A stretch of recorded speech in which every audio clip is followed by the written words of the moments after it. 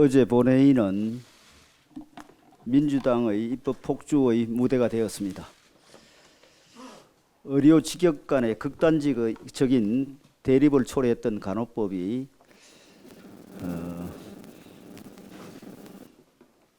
강행 통과되었습니다.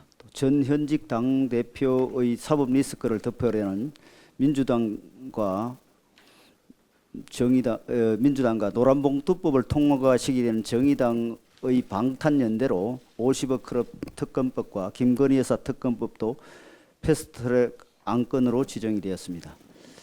민주당이 오직 숫자의 힘으로 의회 민주주의와 국회 선진화법의 합의 정신을 유린하며 자기들 마음대로 법 제도를 바꾸고 있습니다. 힘에 의한 현상 변경이 국제 외교 외교 분야에서만 나쁜 게 아닙니다. 민주당이 힘으로 밀어붙인 임대차 3법이 초래하고 있는 전세 사기 사태를 보십시오. 간호법 역시 그동안 의료법 하에서 일원화되어 있던 의사, 간호사, 간호조무사 등의 협력 체계를 깨뜨려 우리의 보건의료에 큰 부작용을 초래하고 말 것입니다. 간호법 제정에 반대해 의사협회, 간호조무사협회 등 13개 의료계 직역단체가 모인 보건복지의료연대는 각 단체 대표자가 즉시 단식에 들어가기로 했습니다. 총파업도 예고되어 있습니다. 이대로 가면 의료 대란과 보건 위기가 불가피합니다. 국민 건강을 지키는 일에 의사, 간호사, 간호조무사, 기타 많은 직역에 종사하고 계신 분들이 모두 제 나름대로 각각의 역할이 있습니다. 그런데 특정 직역에서 자기 역할을 강조하면서 별도의 법안을 밀어붙이는 것은 다른 직역의 종사자들과 형평에 맞지 않습니다.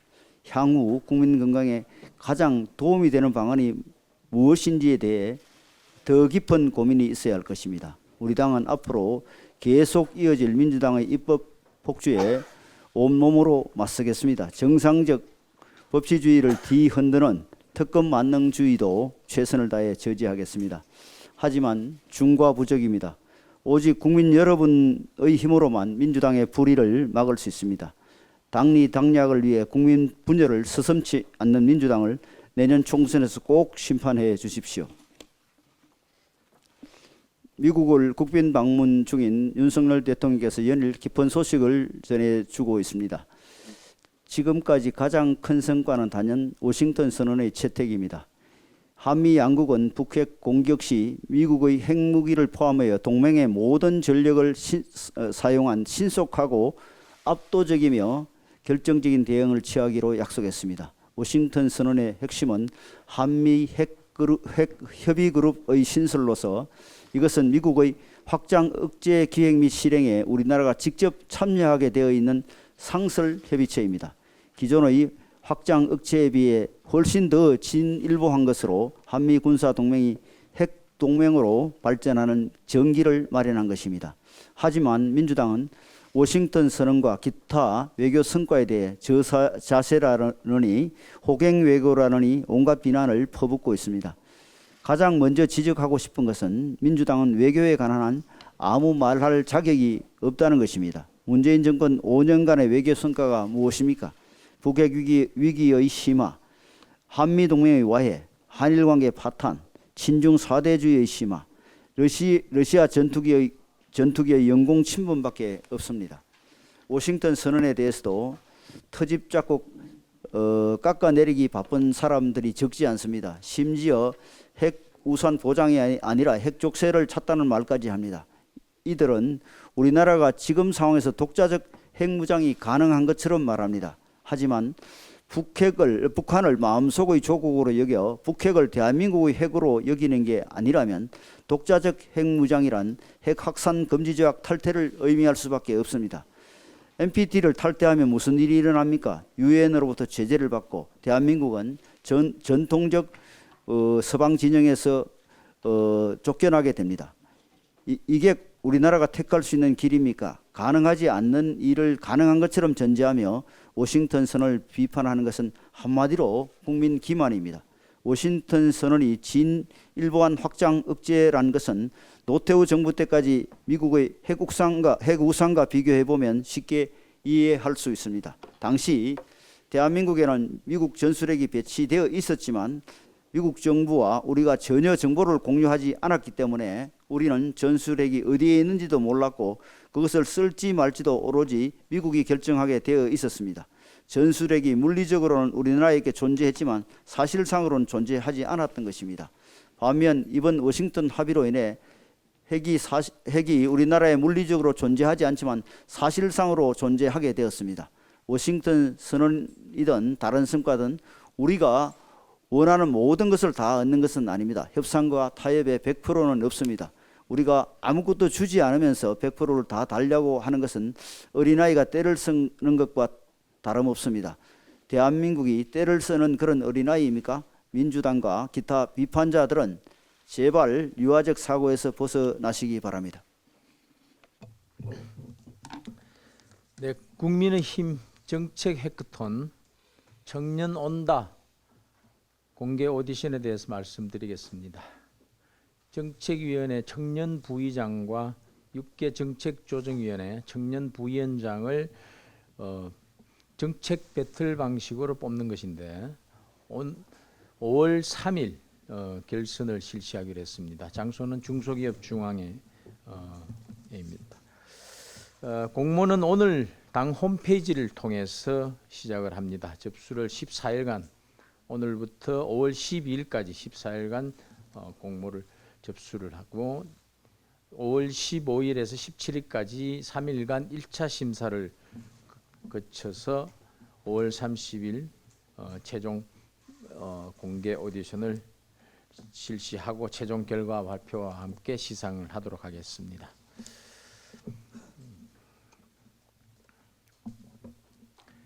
네, 대통령의 국빈 방문은 각별한 의미가 있습니다.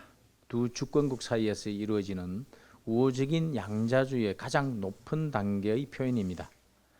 민주당은 빈수레다. 친민주당 방송과 일부 패널들의 가세에서 방미 성과 깎아내리기에 혈안이 되어 있지만은 성과는 숫자로 입증됩니다. 숫자는 거짓말하지 않습니다. 첫째, 문재인 대통령이 높은 산봉우리라고 떠받들던 중국 가면은 혼밥 먹고 경호원들에게 기자들이 얻어맞지만은 윤석열 대통령이 성공한 동맹으로 복원시킨 미국에 가면 아메리칸 파이 열창하고 기립박수 받습니다. 상하원 합동연설로 60여 차례 박수 갈채받고 26차례 기립박수도 받습니다. 둘째, 이번 국빈 방미는 한국 대통령으로서는 이명박 대통령의 국빈 방문 이후 12년 만입니다. 미국 바이든 행정부 출범 이후 국빈 방문한 것은 마크롱 프랑스 대통령 이후에는 두 번째입니다. 한국과 프랑스를 제외한 영국, 독일, 러시아, 중국, 일본 등 어떤 나라도 국빈 방문하지 않았습니다. 하버드대 초청연설은 현직 한국 대통령으로서는 첫 번째입니다. 넷째, 방미 2일 만에 넷플릭스 25억 달러, 코닝 15억 달러 등 모두 59억 달러를 유치했습니다. 다섯째, 이틀 만에 MOU도 50건 체결했습니다. 여섯째, 윤 대통령과 바이든 대통령이 발표한 이번 워싱턴 선언문의 핵심은 3핵입니다. 즉, 핵협의 그룹 설립과 핵 문서 공개, 핵 잠수함 한반도 전개 강화 가시성 정대입니다. 특히 핵 문서는 사실상 최초의 핵 공유 선언문입니다. 한미 정상이 정상회담 이후에 공동성명 외에 확장 억제 관련해서 별도 문건으로 발표한 것은 처음 있는 일입니다. 미국이 타국과 핵 공유 체제를 구축한 것은 1966년 나토가 첫 번째인데 이번에 우리와의 핵 공유가 두 번째입니다.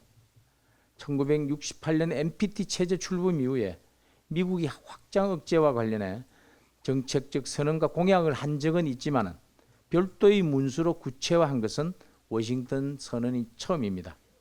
민주당은 거짓 선전선동과 왜곡된 비판을 중단하고 국가 국민에게 도움이 되는 길을 찾기 바랍니다. 민주당이 어제 간호법도 일방 처리한 데 대해서 강한 유감을 다시 한번 표시합니다.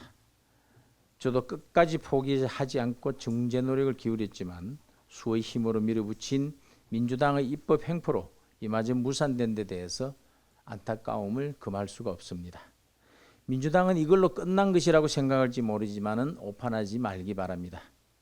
민주당은 자신들이 집권하던 시절 의사와 간호사를 내내 갈라치게 하더니 이번에는 법으로 의료계 전체를 두동강 내고 있습니다. 입법 폭주의 유혹은 달콤할지 모르지만은 감당해야 할 열매는 쓰디 쓸 것입니다. 일방 처리한 뒤 박수치고 환호했지만 후회할 날은 멀지 않았습니다. 이익단체 간 합의를 도출해내지 못할 경우에서 정부나 국회가 중재해서 해결책을 찾아내는 것이 마땅한 일입니다. 그러나 민주당은 의사보다 간호사 숫자가 4배 이상 많기 때문인지 모르지만은 그 소임을 포기했습니다.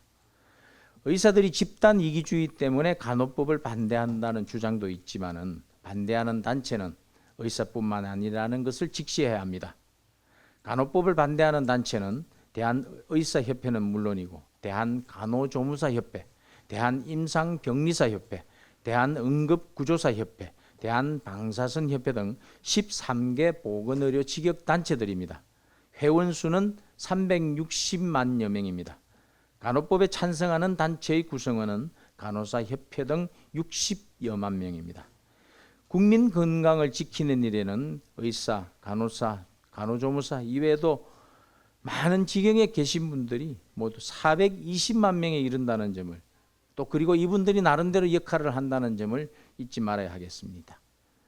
민주당의 일방적 처리로 밀어붙인 결과에 대해서는 그 피해는 고스란히 국민의 몫으로 돌아가게 됐습니다. 민주당은 정치적 책임을 져야 할 것입니다. 국민의힘은 끝까지 한 가닥의 희망의 끈을 놓지 않고 해결책을 모색할 것입니다. 국민의힘은 어제 전세 사기 피해자 및 주거 안정에 관한 특별법을 발의했습니다. 당과 정부는 현 전세 사기 상황의 심각성에 공감하며 신속하고 종합적인 지원 방안을 마련하기 위해서 노력해 왔습니다. 특히 최대한 피해자분들의 입장에서 실질적인 지원 방안을 강구하기 위해서 피해자 면담과 현장 방문, 수차례의 당정 협의를 진행했습니다.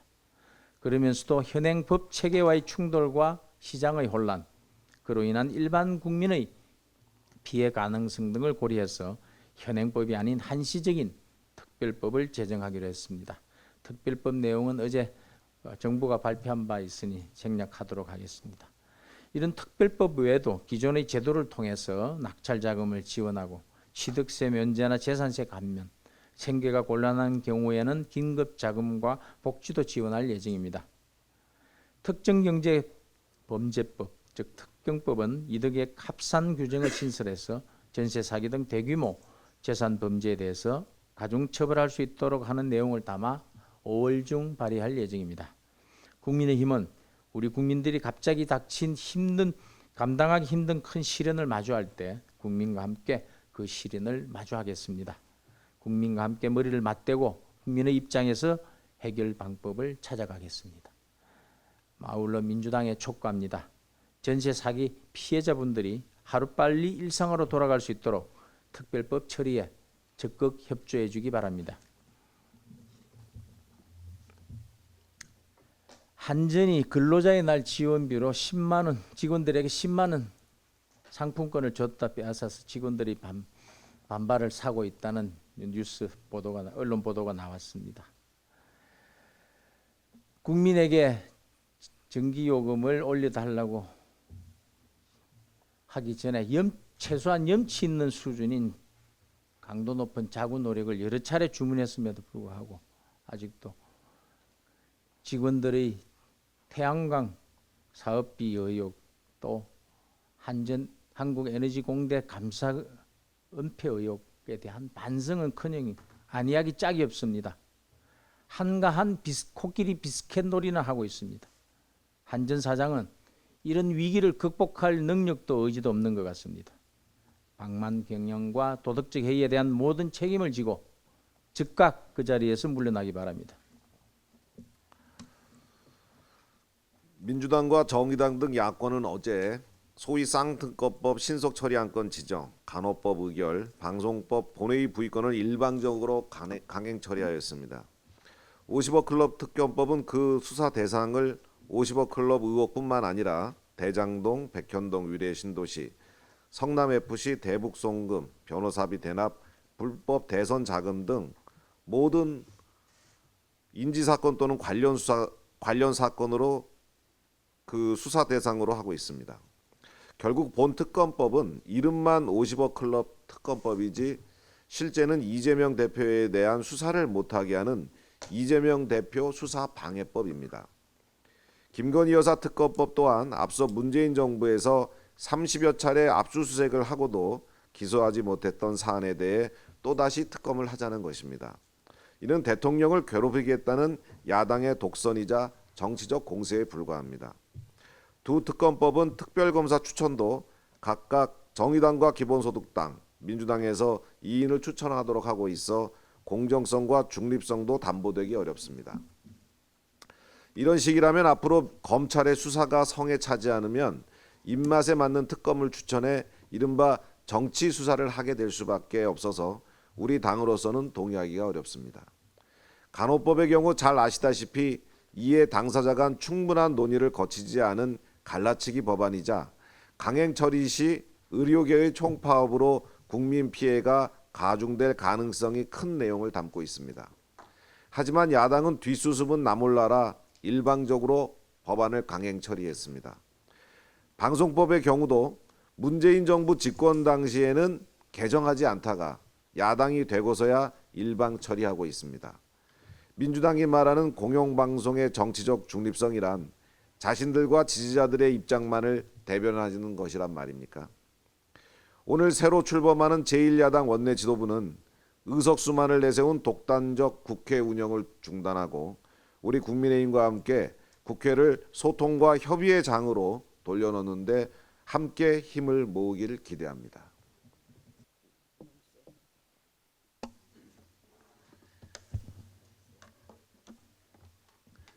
가방위 간사 박승중 의원입니다. 어제 방송사법이 부의가 됐습니다. 민주당 의회 포커 상징 방송사법 개정안 당장 폐기하라는 내용입니다. 기어코 민주당이 개학된 방송사법, 방송법, 방문진법, 교육공사법을 본회의 날치기로 부의했습니다. 민주당이 독단으로 부의한 방송사법은 친민주당 세력인 민노총 언론노조와 민언련 등에게 방송을 헌납하는 법일 뿐입니다. 국민의힘은 오랜 시간 방송법의 위헌성을 알렸고 많은 방송, 시민단체, 또 민주당 날치기를 규탄하는 릴레이를 계속해왔습니다. 그럼에도 민주당은 이를 짓밟고 국회법에 따른 모든 절차를 형해화시켰습니다. 이번 방송법은 표면적으로 공영방송의 정치적 후견주의를 배제한다 이런 걸 내세우고 있지만 실상은 절대 그렇지 않습니다. 어제도 이야기했지만은 21인 이사회를 보면 국회 추천 5명, 시청자위원회 4명, 방송 관련 학회 6명, 방송 찍는 단체 3명으로 되어 있습니다만은 방송 관련 학회는 불법으로 드러난 TV조선 재승인 조작 사건과 2017년 언론노조에서 고대영 김장경 사장 퇴진운동을 다 같이 가담했습니다. 방송 3개 학회가. 그러다 보니까 정치적 편향성을 충분히 알 수 있습니다. 또 방송 직능단체 3개도 이들은 끝도 없이 윤석열 정부와 보수 진영을 공격하는 단체들로 정파성이 뚜렷합니다. 왜 이 3개 방송단체만 추천권을 이사 추천권을 주어야 합니까? 방송경영인연합회, 대한변호사협회, 한국언론인총연합회 등등은 왜 안 됩니까? 민주당은 이에 대한 합리적 설명을 거부하고 있습니다. 지금 이 순간에도 민노총 언론노조와 방송 찍는 단체들은 윤석열 대통령의 외교 순방을 폄훼하는 매국 행위를 서슴지 않고 있습니다. 이런데 이 단체들을 어떻게 중립적인 단체라 할 수 있겠습니까? 지나가는 소가 웃을 일입니다. 이렇게 이사회를 3분의 2 이상 17대 4 최소 17대 4를 장악하는 계약된 악법입니다. 민주당은 반민주적인 반헌법적인 방식으로 방송법을 날치기로 부의한 것입니다. 이런 악법을 추진하면서 극과 속이 다른 수박정당답게 모든 독소 조항을 숨기고 뻔뻔스럽게 정의로운 척하고 있습니다. 민주당 의원들은 역사에 수치스러운 오명을 남기지 말고 반헌법적인 노영방송을 영구히 고착시키려는 방송법을 당장 폐기해야 할 것입니다. 국민의힘은 방송법 저지를 위한 모든 수단을 동원하여 끝까지 싸울 것임을 경고합니다. 이상입니다. 국토위 강사 김정재 의원입니다. 최근 벌어진 그 전세 사기 피해자들 분의 상황이 굉장히 안타깝습니다. 그래서 무엇보다 지금 조속한 입법을 통해 구제하는 것이 필요합니다. 그래서 다 아시다시피 오늘 그 관련해서 3개의 특별법이 모두 상정이 됩니다. 그 정부 여당이 마련한 안뿐만 아니라 민주당 그 조호섭 의원이 낸 안, 그리고 심상정 의원이 낸 정의당의 안까지 함께 상정이 됩니다. 그래서 다음 주 월요일 날 이 법안들이 모두 국토법안 소위에서 논의될 예정입니다. 이뿐만 아니라 관련해서 그 전세 사기 피해를 감소시킬 수 있는 방안을 마련할 수 있는 법들이 함께 논의가 됩니다. 지금 굉장히 이 피해자들이 이 법안 통과를 학수고대를 하고 있는데요. 그럼에도 불구하고 가장 합리적이고 현실 가능한 그런 법들이 잘 논의가 돼서 통과되기를 바랍니다. 다 아시다시피 윤석열 정부가 출범하자마자 전세 사기가 민생 최대 긴급 현안으로 판단했습니다. 그래서 경찰청 중심의 특별 단속을 실시했습니다. 그리고 피해자 지원센터를 운영하면서 전세 사기 근절 작업에 최선을 다했습니다. 그럼에도 불구하고 이 지금 전세 사기의 대상이 되는 집들의 계약이 2년 전에 이루어진 것들입니다. 2년 전에 그 임대차 3법 통과 후에 거의 전세값이 폭등을 했습니다. 그래서 결국 아파트에 못 들어가고 빌라로 몰리게 됐고, 또 이 전세값도 상상을 초월하게 현재 집값보다 훨씬 높은 전세 가격이 그 당시에 책정이 됐기 때문에 이 소위 말하면 이 전세 사기범들이 갭 투자를 할 수 있는 장을 열어준 겁니다. 사기를 칠 수 있도록 이 판을 깔아준 것입니다. 거기에 대한 지금 결과가 지금 2년 뒤 지금 나타나고 있는 겁니다. 누구의 정부를 탓을 해서는 저는 안 된다고 봅니다. 지금 우리가 포커스를 맞춰야 되는 것은 피해자들을 어떻게 구할 것인가, 그리고 어떻게 우리가 주택시장을 안정시킬 것인가, 여기에 저희가 여야가 힘을 모아야 된다고 생각을 합니다. 그래서 지금 전세 사기 피해자들을 대상으로 이번 그 특별법은 우선 매수권이라는 특례를 부여했습니다. 물론 그 세제도 감면을 하고요, 또 금융 지원도 해줍니다. 그리고 나는 이 집을 사지 않겠다, 그냥 이곳에 살고 싶다, 주거권이 확보가 가장 중요한데 그걸 확보해주기 위해서 LH가 그 이 우선 매수권을 양도받아서 해당 주택을 매입한 후에 공공 임대로 최장 20년까지도 살 수 있게 하는 제도를 이번 법안에 담았습니다. 굉장히 현실성이 있고 또 지금 당장 실시할 수 있는 그런 법안들입니다. 그래서 지금 여야가 그 법안 소위에서 이런 내용을 가지고 저는 입씨름을 할 시간이 없다고 봅니다. 그래서 다음 주 월요일 날 법안 소위에서 부디 잘 논의가 돼서 그날 좀 잘 처리가 되고 곧 다시 전체회의 상정되고 법사위 넘어가고 본회의가 원포인트라도 열려서 전세 사기 피해자들에게 조그마한 희망이라도 주었으면 하는 바람입니다. 이상입니다. 윤석열 대통령과 조 바이든 미국 대통령이 26일 현지 시간으로 정상회담을 통해서 워싱턴 선언을 채택을 했습니다. 양국이 한반도에서 미국의 핵 우산을 획기적으로 강화를 해서 대북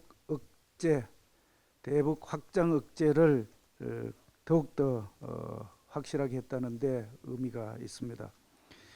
지난 정부에서는 공세적으로 다가왔던 북한의 핵 미사일에 대해서 애써 외면하는 그런 가짜 평화로 국민들의 눈을 가렸다고 한다면은 이번 워싱턴 선언을 통해서 북한의 핵 공격 시에 미국의 핵무기를 포함해서 동맹의 모든 사용 가능한 자산을 전력을 확인해서 압도적으로 힘의 우위를 통해서 진짜 평화를 달성하기 위한다는 점에서 기존의 확장 억제 정책과는 확실하게 다르다는 그런 말씀을 드립니다.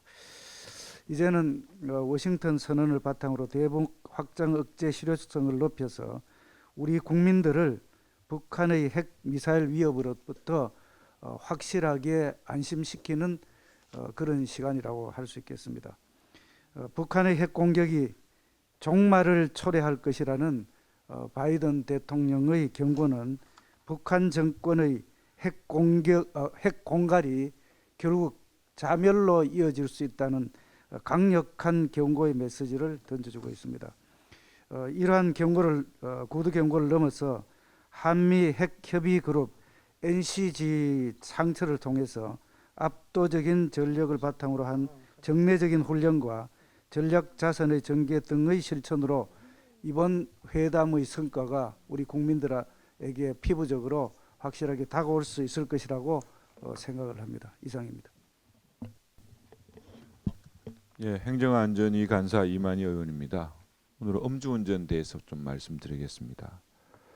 지난 4월 초에 대전에서 어린이 보호구역 내 음주운전 사고로 9살 된 배승아 양이 사망한 사건을 비롯해서 연일 음주운전 관련된 각종 사건 사고가 발생하면서 많은 대책 마련이 요구되고 있습니다.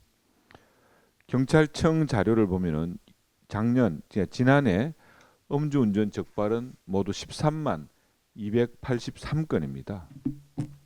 음주운전으로 인한 교통사고는 이 중 15,000건이 넘습니다.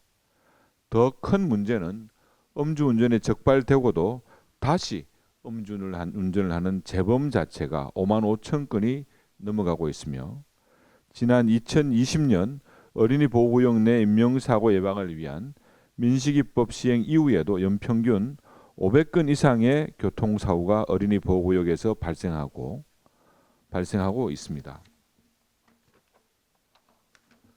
지난 26일 김기현 대표를 비롯한 당 지도부가 마포경찰서를 방문해서 음주운전 안전방지 장치 시연 참관했었습니다. 지금까지 음주운전 예방을 위해서 제시된 여러 대책에 대해서 이제는 실질적인 도입을 검토해야 될 시기입니다. 음주운전 방지 장치뿐만이 아니라 상습적인 음주운전자에 대한 신상 공개, 스쿨존, 방호 울타리에 대한 적극적인 설치 등 과하다 싶을 여러 가지 대책들을 실질적으로 추진할 때라고 생각을 합니다. 국민의힘은 음주운전을 뿌리 뽑기 위해서 당정 협의를 강화하고 관련법 개정 및 예산을 확보하는 데 최선을 다하겠다는 말씀을 드리겠습니다. 예, 워싱턴 선언에 대해서 원내대표님을 비롯한 여러 분 말씀이 있었지만 워낙 역사적 의미가 있는 사건이라 국방위 간사로서 제가 한 가지 첨언 말씀을 올리겠습니다. 워싱턴 선언은 제2의 한미 상호 방위 조약입니다. 한미 동맹 70년을 한마디로 하면 치명적 도전과 위대한 응전이라고 저는 생각합니다. 첫 번째 치명적 도전은 김일성이 스탈린과 모택동의 지원과 사주를 받아 일으킨 6.25 전쟁입니다. 이에 대한 위대한 응전이 53년 한미 상호 방위 조약입니다. 두 번째 치명적인 도전이 북핵 고도화와 자유세계와 전체주의 세력 간의 신냉전으로서 현재 진행형입니다. 그 두 번째 응전이 바로 이번에 있었던 워싱턴 선언입니다. 6.25 전쟁의 아픔을 딛고 출범한 한미 상호 방위 조약이 오늘날 대한민국의 위대한 성취를 이끈 원동력이었다는 점에 대해서 부인하는 사람은 별로 없을 것입니다. 워싱턴 선언은 6.25 전쟁처럼 피를 흘리지는 않지만은 대한민국의 제도약과 찬란한 미래를 열 제2의 한미 상호 방위 조약이라고 생각합니다. 왜 제2의 한미 상호 방위 조약인가? 즉 이번에 있던 워싱턴 회담의 역사적 의의에 대해서 설명을 드리겠습니다. 첫 번째는 이미 여러분도 말씀하셨지만 미국이 타국과 핵공유 관계를 맺은 것은 1966년 나토가 처음이고 이번에 대한민국이 두 번째입니다. 그러나 1968년 NPT 즉 핵확산 금지 조약이 출범한 이후로 기준을 한다고 하면 대한민국이 첫 번째 국가입니다. 두 번째는 나토 핵 공유는 30개국이 참가한 다자 협의 체제인 반면에 한미는 양자 협의이기 때문에 더욱 신속한 의사결정과 깊숙한 논의가 가능하다는 점입니다. 세 번째는 미소 구냉전의 주전장은 유럽연 반면에 미중 신냉전의 주전장은 동북아고 그 중심에 대한민국이 있습니다. 이제 대한민국의 전략적 가치는 구냉전 시절을 기준으로 한다면 서유럽 전체에 맞먹는 만큼 전략적 가치가 높아졌고 이번에 미국이 이를 공식적으로 인정한 겁니다. 그 산물이 바로 워싱턴 선언입니다. 이제 대한민국은 자유세계를 지키는 방파제인과 동시에 전체주의 세력을 허물 자유세계의 선봉장이 되었습니다. 네 번째, 한미동맹의 수준 면에서 워싱턴 선언 이전의 한미동맹은 재래식 군사력 동맹이었다면 워싱턴 선언 이후의 한미동맹은 핵동맹이 되었습니다. 끝으로 NCG 핵협의그룹의 역할에 대해서 우리 주목해야 됩니다. 핵운용에 특화된 상설협의체입니다. 분기 1회 1년에 4번, 올해는 첫 해이기 때문에 한 2 내지 3차례 정도 열릴 것으로 예상이 됩니다. 그리고 한미 대통령실을 컨트롤 타워로 해서 외교, 국방, 정보기관까지 망라한 범정부 협의체입니다. 그리고 NCG는 끝이 아니라 시작입니다. 앞으로 한미 양국은 NCG를 중심으로 해서 핵전력에 대한 정보 공유, 지휘 통제, 작전 운용 그리고 연습 훈련에 이르기까지 다양한 분야에서 구체화 나갈 것으로 기대합니다. 결론입니다. 미국이 가진 가장 귀한 수단인 핵까지 대한민국과 공유하겠다고 하는 것은 미국이 유역의 안전을 위해서 서울을 희생시키지 않겠다고 하는 가장 확실한 메시지입니다. 이제 김정은이 핵으로 한미를 이간하겠다는 시도는 부질없게 되었습니다. 중국은 북핵을 옹호하면서 얻는 이득보다 손실이 훨씬 크게 됐습니다. 만약 핵 공유 체제가 대한민국을 넘어서 인도 태평양 지역에 있는 미국의 다른 동맹국가 우방국까지 확대된다면 이는 중국에게 끔찍한 악몽의 연속이 될 것입니다. 북한과 중국은 워싱턴 선언으로 인해서 북핵에 관련된 전략적 셈법이 이제 완전히 바뀌었구나라고 진심으로 깨닫는 순간 북비핵화와 진정한 한반도 평화정착의 서막이 열릴 것입니다. 끝으로 워싱턴 선언은 북핵 사용을 억제하고 북비핵화까지 견인할 수 있는 강력한 창과 방패이자 즉 북핵 위협으로부터 대한민국 국민을 온전하게 보호할 수 있는 절대 무기가 될 것입니다. 이상입니다. 네. 국내 마약 시간이 많이 지나서 조금 국내 마약 중독 24만 명. 마약 청정국입니까? 원내대표 조명입니다. 정부가 마약과의 전쟁을 선포할 정도로 국내 마약 중독자가 급증하고 있는데요. 우리가 마약 신흥국이 됐습니다. 2018년 10년 전 아닙니다.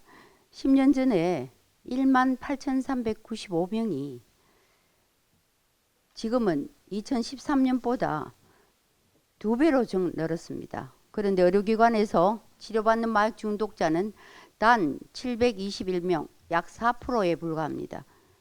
마약 중독자는 점점 증가하는데 2018년에 병상도 414개에서 지난해 314개로 떨어지고 전문 의사도 2018년엔 170명에서 지난해 132명으로 감소했습니다. 군부대에서도 병사들이 대마초를 피우다가 적발되고 복무 중이던 병장 2명은 택배를 통해 가지고 대마초를 들여와서 새벽 시간대에 샤워장에서 피고 다른 병사들에게 판매도 조사됐습니다. 10대 청소년들도 SNS와 랜덤 채팅 앱을 통해서 마약 범죄에 노출되는 사례가 크게 늘고 있습니다. 지금 대한민국은 마약 비상 상태인데도 관련 정부에서는 총력을 기울여 마약류 단속, 중독자 치료 재활, 대국민 교육 등을 통해서 범정부 차원에서 적극적으로 대응할 수 있도록 특단의 대책을 마련해 줄 것을 촉구합니다. 네. 대응은 김석기 간사가 중요한 일정이 있어서 제가 대신 한 말씀 드리려고 합니다. 윤석열 대통령이 지금 미국에서 전례 없는 환대와 환호를 매일 받고 있습니다. 어제 윤석열 대통령의 미 의회 연설 시 회의장 500석은 상하원 의원들로 가득 메워져 빈자리가 없었고 대통령의 44분 연설 동안 26번의 기립 박수를 포함해 모두 60여 번의 박수가 터져나왔습니다. 대통령의 연설 내내 장내에서는 옳습니다 라는 환호가 계속 터졌습니다. 윤석열 대통령이 피와 땀으로 지켜온 소중한 민주주의와 법의 지배 시스템이 거짓 위장 세력에 의해 무너지지 않도록 우리 모두 힘을 합쳐 용감하게 싸워나가야 한다라고 호소했을 때 상하원 의원들이 모두 일어나 함성을 지르면서 화답했습니다. 외국 대통령의 호소에 미 상하원 의원 모두 일어나 함성을 지르면서 화답한 장면은 미 의회에서 처음 보는 장면이었다고 합니다. 윤석열 대통령은 한국 대통령으로서는 최초로 미국 펜타곤의 국가군사지휘센터를 방문했습니다. 미군 수뇌부가 직접 윤석열 대통령에게 그 누구에게도 공유하지 않았던 미국의 전략적 감시 체계와 위기 대응 체계에 대해 브리핑을 하는 모습은 대한민국의 현 주소를 보여주는데 너무나도 충분했습니다. 윤석열 대통령이 숨진 바이든 장남이 좋아했던 팝송인 아메리칸 파이를 부르는 모습에 바이든 대통령은 감동했으며 온 미국이 정말 K-팝 모국의 대통령답다고 감동했을 것입니다. 이번 워싱턴 선언을 통해 대한민국은 개별 국가로서는 최초로 미국의 핵 자산에 가장 가까이 접근한 국가가 되었습니다. 지금 세계는 대한민국을 자유의 나침판으로 바라보고 대한민국에서 새로운 희망과 용기를 찾고 있습니다.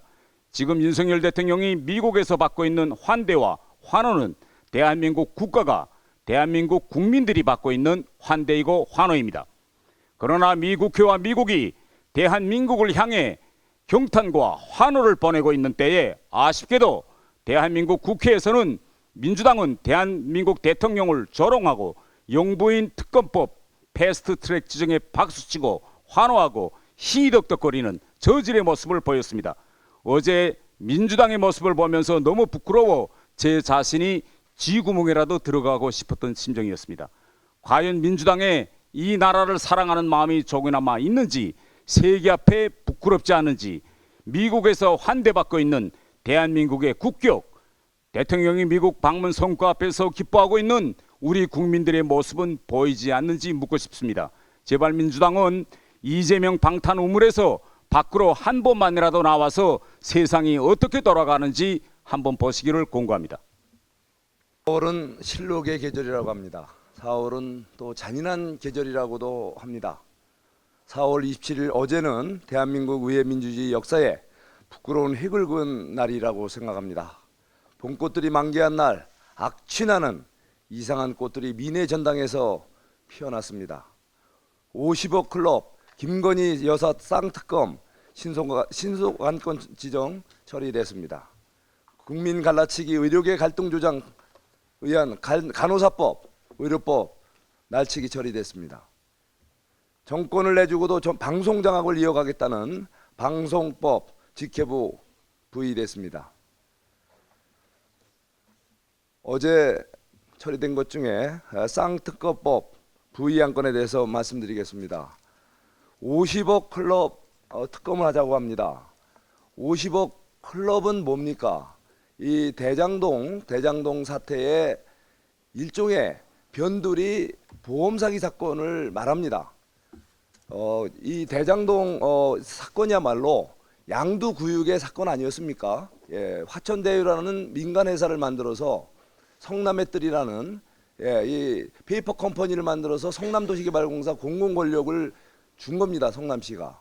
그래서 이렇게 막대한 민간 이런들이 이 지방 권력과 이런 지방 우리 부동산 개발 비리 세력들이 결탁이 돼서 결국은 이렇게 막대한 천문학적인 이익을 발생을 시키고 그것을 나눠 가진 사건입니다. 그 배경에는 이 지방 권력, 다시 말해서 인허가권을 쥔 성남시장, 그리고 그거를 집행에 관여한 자들, 그리고 또 거기에 배후에 역할을 한 이들이 결국은 천문학적인 돈을 갖고 돈잔치를 벌인 사건입니다. 자, 이거는 애초부터 그래서 이 대장동 사건은 기획적, 지능적, 전문적 범죄입니다. 거기에다 이것을 은폐시키기 위해서 사실은 50억 클럽을 만든 겁니다. 일종의 보험으로 만든 거죠. 그래서 저는 대장동 사건이야말로 기획적, 지능적, 전문적 범죄이자 대형 보험 사기 사건이라고 진작부터 얘기해 왔습니다. 지난 2021년 경기도 국감치 당시 이재명 도지사는 이 추후에 망설임도 없이 바로 이 대장동 사건, 이것의 본질은 돈 받은 자가 범인이고 장물 나는 자가 도둑이라고 했습니다. 그리고 당시에 많은 민주당 의원들은 바로 대장동 사건이야말로 국힘 게이트라고 했습니다. 또 대장동 최대 수혜자는 윤석열 당시 대통령 후보라고 얘기도 있었습니다. 자, 이 본질을 훼손하는 50억 클럽 특검, 과연 국민들께서는 아실 겁니다. 바로 이 본질을 파헤치는 그 수사에 검찰이 조금 더 망설임도 없이 철저한 수사가 이루어져야 할 것입니다. 김건희 여사 특검 문제는 대표적인 불기신 작전입니다. 뭔가 건드리면 뭔가가 될 것 같은 그 착각, 지난번에 모 방송사에서 역시 유사한 그런 뭔가를 획책하다가 망신살 뻗친 거 잊지 마십시오. 2019년 공수처 준연동형 비례대표 패스트트랙 처리 과정에서 특히 정의당과 민주당 같이 야합했습니다. 그때 그 달콤한 유혹에서 벗어나십시오. 이번 대형 보험 사기 사건에 또 다른 연루자가 되지 않도록 정의당에게도 강력히 경고합니다. 추락하는 것은 날개가 있다라고 했습니다. 하지만 공정과 상식을 벗어난 이 행위에는 날개가 없습니다. 경고합니다. 이상입니다. 자,